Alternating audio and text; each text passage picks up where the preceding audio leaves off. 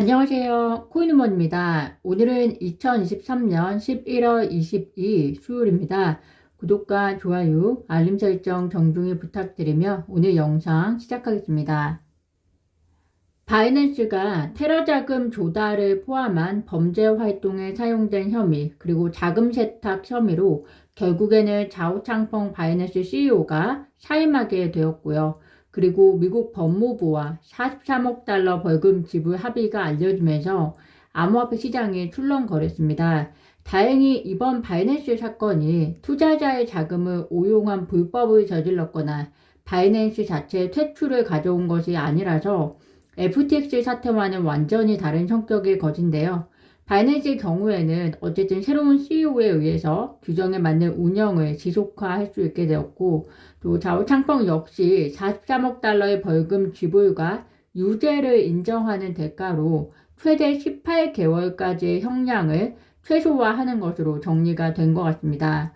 어쨌든 일어난 일은 일어난 일이고 투자 시장에서 이것을 어떻게 받아들여야 하는지 투자자분들이 개인적인 주관과 함께 중심을 잡으시는 것이 중요하기 때문에 시장 분위기 함께 공유해 드리도록 하겠습니다. 우선 이번 바이낸스와 법무부의 합의에 대해서 업계는 오히려 긍정적이라고 해석하고 있습니다. 즉 산업이 더 투명하게 성장하기 위해서 거쳐야 하는 과정이라고 이야기하고 있고요. 은행 업계도 과거 이와 마찬가지의 법률 준수의 시행착오와 그리고 법적 책임 등의 절차를 거쳐서 지금에 이르렀다라고 이야기를 하고 있습니다. 이것은 대외적으로 좀 더 포장된 이야기로 보이고요. 좀 더 속내를 들여다보면 이번 바이낸스 사태의 가장 큰 수혜자는 결국에는 블랙록이 될 것이라고 하는 이야기들이 많습니다.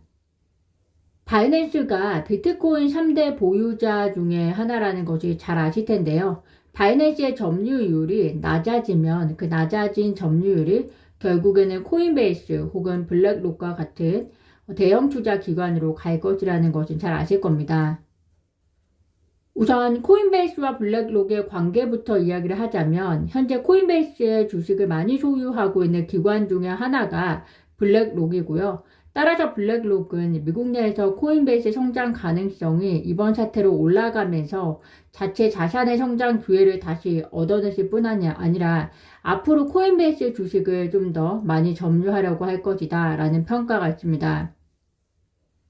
그런데 여기 뱅가드 보이실 텐데요. 코인베이스 주식을 가장 많이 가지고 있는 기관입니다. 그런데 이 뱅가드에 게리 겐실러의 1억 2천만 달러 재산의 90%가 보관되어 있는 거 잘 아실 겁니다. 흥미로운 관계인 것 같습니다. 동시에 비트코인 현물 ETF 승인을 기다리고 있는 블랙록의 입장에서는 바이낸스의 점유율 하락은 결국에는 암호화폐 투자자들이 블랙록에 대한 향후 의존도를 높일 것으로 예상이 되기 때문에 이 또한 블랙록에게는 호재가 될 것이라는 이야기입니다. 이번 바이낸스 사건은 SEC로 하여금 오히려 비트코인 현물 ETF 승인의 가능성을 높여줄 것이다 라는 평가도 있는데요. 비트코인 3대 보유자인 바이낸스가 이제는 규제기관의 감시망에 들어왔기 때문에 SEC의 승인 속도가 더 빨라질 것이라는 해석도 있다는 점 참고하시면 될 것 같습니다. 이런 분위기라면 현재 암호화폐 시장에 다소 악재로 작용했던 사건이지만 조만간 안정적인 시장 분위기가 다시 연출되면서 비트코인 현물 ETF 승인이라든지 호재로 연결될 가능성도 있을 그런 평가도 있다는 점 참고하시면 좋을 것 같습니다.